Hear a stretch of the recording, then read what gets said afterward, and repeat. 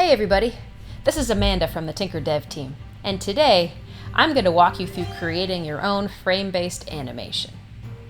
If you follow along with this tutorial, you should create a project that looks a bit like this. This project will focus on the basic principles behind drawing and programming a frame-based animation. Do note that this can be applied to a great many different types of Tynker projects, like storytelling projects or games or, well, many other things. Feel free to use this wherever you want and have fun. Let's get started. Step 1. Draw the costumes. First of all, what are you animating?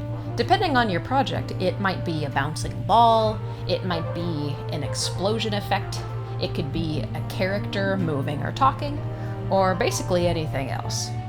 For my example, I will be attempting to animate this little dragon, which I have sketched out ahead of time to help me plan my animation. Once you're ready to get started, create a new actor and select the drawing tool.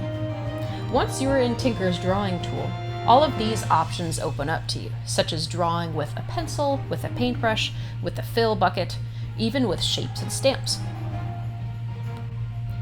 Now, I'm not going to ramble about my own art style because that's just how I draw, but feel free to use these tools to the best of your ability to make the art look however you want it to look. However, I do want to draw attention to a few tools that might prove very useful to you when creating an animation. 1. There is a duplicate costume button in the top right that will let you make copies of what you have. 2.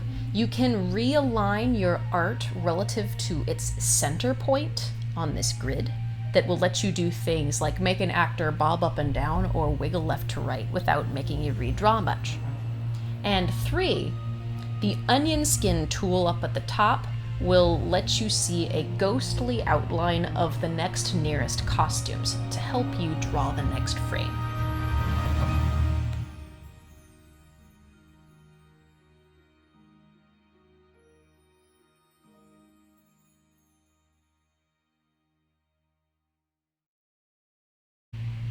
Step 2. Program the animation. The basic principle behind frame-by-frame animation is to show a sequence of images with a small delay in between each one to create the illusion of movement. To program this, in its simplest form, only requires a few code blocks. In our example, we'll simply add our animation to the onStart event. We will loop the animation forever, for the sake of simplicity. And each time the loop loops, we'll move to the next costume and wait a small amount.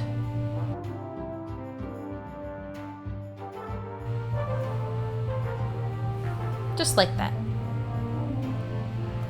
If we press play right now, you should see the animation run.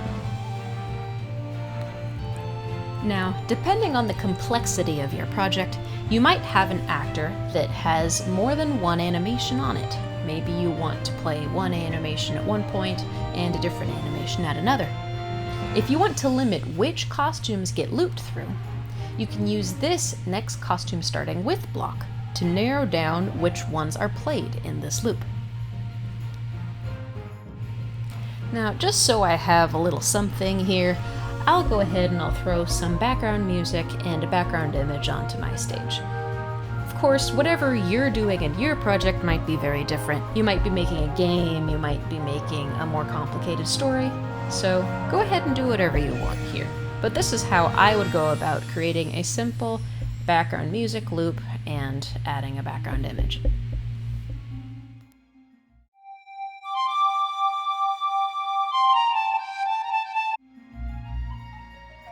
And that's all I have to say for today. We hope this tutorial was useful to you, whatever your project might be, and we look forward to seeing your work, as always.